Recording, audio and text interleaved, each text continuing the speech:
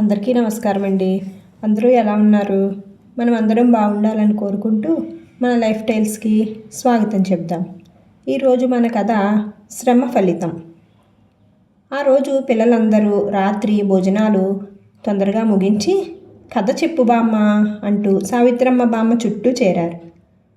ఆమె అందరికేసి ఆప్యాయంగా ఒకసారి చూసి కథ చెప్పడం ప్రారంభించింది.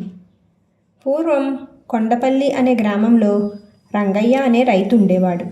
రంగయ్యకి 4 ఎకరాల భూమి ఉంది. కానీ అందులో 2 ఎకరాలు బీడే, రాళ్లమయం దాని నిండా. అతనికి 2 కొడుకులు. వాళ్ళు చేతికి అంది వస్తున్న వేళకి అతడి భార్య కన్నుమూసింది. రంగయ్య పెద్ద కొడుకు వీరయ్య మహాబద్ధకస్తుడు. తండ్రి ఎంత చెప్పినా పట్టించుకోకుండా వేళ్లకు భోజనం చేసి ఇరుగు పొరుగుతో ఊసుపోని కబుర్లు పెట్టుకుంటూ కూర్చునేవాడు. చిన్న కొడుకు మల్లయ్య మంచి పనిమంతుడు, కష్టజీవి కూడా. ఇలా ఉండగా రంగయ్యకి హఠాత్తుగా ఏదో జబ్బు చేసి మంచాన పడ్డాడు. ఒకరోజు చిన్న కొడుకు మల్లయ్యని దగ్గరికి పిలిచి కళ్ళనీళ్ళు పెట్టుకుంటూ, నాయనా, నేనింకా అట్టే ఎక్కువ రోజు బతికేలా లేను. నీ గురించి బెంగలేదు, కానీ నీ అన్న గురించే భయంగా ఉంది. నా కోరిక ఒకటి తీర్చగలవా అన్నాడు. చెప్పు నాన్న, నువ్వేం చెప్పినా కాదనను అన్నాడు మల్లయ్య. రంగయ్య, ఒరే మల్లా, నువ్వు శ్రమజీవివి. శ్రమ చేసేవాడికి దేవుడు ఎప్పుడూ సహాయం చేస్తాడు. అందుచేత నువ్వు మన పొలంలో బీడుగా ఉన్న 2 ఎకరాలు తీసుకో. ఆ పొలం నీ చేతి కిందకి మరి 2 ఏళ్ళు నలిగిందంటే బంగారం పండుతుంది. మంచి భూమి 2 ఎకరాలు మీ అన్నయ్యకి ఇవ్వి. నీకు వీలైనంత వరకు వాడికి సాయం చేస్తూ ఉండు. ఇదే నా చివరి కోరిక అని చెప్పి కన్నుమూశాడు. ఆ తర్వాత మల్లయ్య తండ్రి కోరినట్టే మంచి భూమిని అన్నయ్యకిచ్చి, ఇల్లు కూడా అన్నకిచ్చి, తను బీడు పొలంలోనే ఒక మూలగా చిన్న పాక వేసుకుని అక్కడే ఉంటూ రాత్రి పగలు కూడా కష్టపడడం ప్రారంభించాడు. మల్లయ్య బీడు పొలాన్ని ఆనుకుని ఒక పెద్ద ఉసిరి చెట్టు ఒకటి ఉంది. ఆ చెట్టు మీద ఉంటున్న ఒక దేవత రాళ్లమయంగా ఉన్న బీడులో మల్లయ్య గొడ్డి చాకిరీ చేయటం చూసి జాలిపడింది. అతడి శ్రమ 2 ఫలించాలని దీవించింది. మల్లయ్య ప్రతి అంగుళము చక్కగా దున్ని విత్తనాలు నాటాడు. ప్రతి విత్తనం మొలకలై పైరు ఏపుగా ఎదిగి పచ్చగా కళకళలాడుతూ ఉంది. మల్లయ్య పని ఇలా ఉండగా తన అన్నయ్య వీరయ్య తన పొలం చేయటానికి పనివాళ్లను పెట్టుకొని సోమరిగా ఊళ్ళో వాళ్ళతో కబుర్లాడుతూ కాలక్షేపం చేసుకుంటూ ఉన్నాడు. అందువల్ల వీరయ్య పొలం మల్లయ్య పొలం ముందు తీసుకట్టయింది. వీరయ్య ఒకనాడు మల్లయ్య పొలం వైపు వెళ్ళాడు. నిండుగా కళకళలాడిపోతూ ఉన్న తమ్ముడి పొలం చూసేసరికి అతడి కళ్ళు పచ్చబడ్డాయి.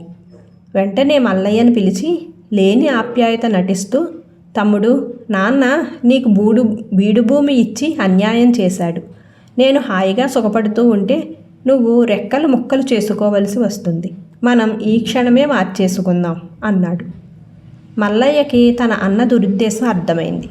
అయినా అతడు తండ్రి చివరి కోరిక గుర్తు తెచ్చుకొని పంటతో నిండుగా ఉన్న తన పొలాన్ని తన అన్నకి స్వాధీనం చేశాడు. మల్లయ్యకు జరిగిన అన్యాయం గురించి ఊరి పెద్ద బోషయ్యకి తెలిసి మండిపడ్డాడు. ఆయన వీరయ్యని నిలుచున్న పళంగా పిలిపించి, వీరయ్య, నీ తమ్ముడి మంచితనాన్ని అలుసుగా తీసుకుని అతన్ని నువ్వు ఇలా అన్యాయం చేయటం ఏమీ బాగాలేదు. మరొకసారి నువ్వు అతడి పొలం జోలికి వెళ్ళావంటే నిన్ను కఠినంగా శిక్షిస్తాను అంటూ కటువుగా హెచ్చరించాడు. ఆ తర్వాత తనే స్వయంగా మల్లయ్య పాక దగ్గరికి వెళ్ళిన బోషయ్య, నాయనా బాగున్నావా అంటూ పలకరించి తన పాలేరు చేత మోయించుకు వచ్చిన బియ్యపు మూటని పాకలో పెట్టించి, మల్లయ్య, నీకేదో ఉత్తి పుణ్యాన దానం చేస్తున్నాను అనుకోకు.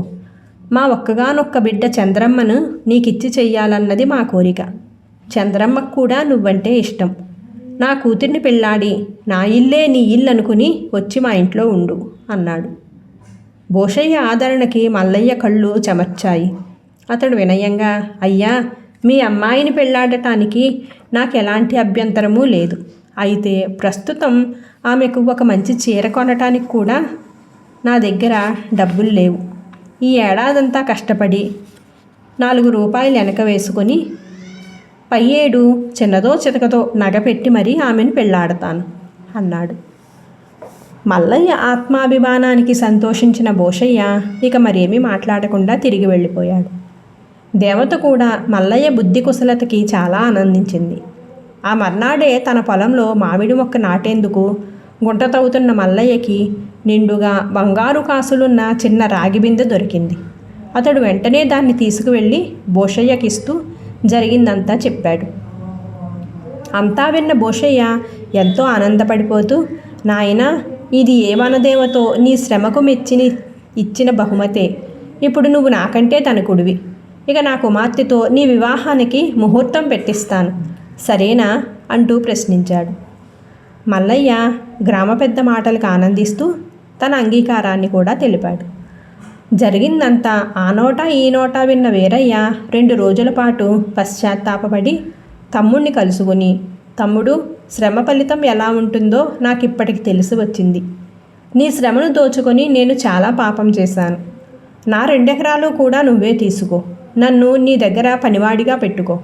సోమరిగా ఇబ్బందుల పాలు అవ్వటం కాకుండా తగిన శ్రమ చేస్తూ సుఖంగా బ్రతకటం నేర్పించు చాలు అన్నాడు.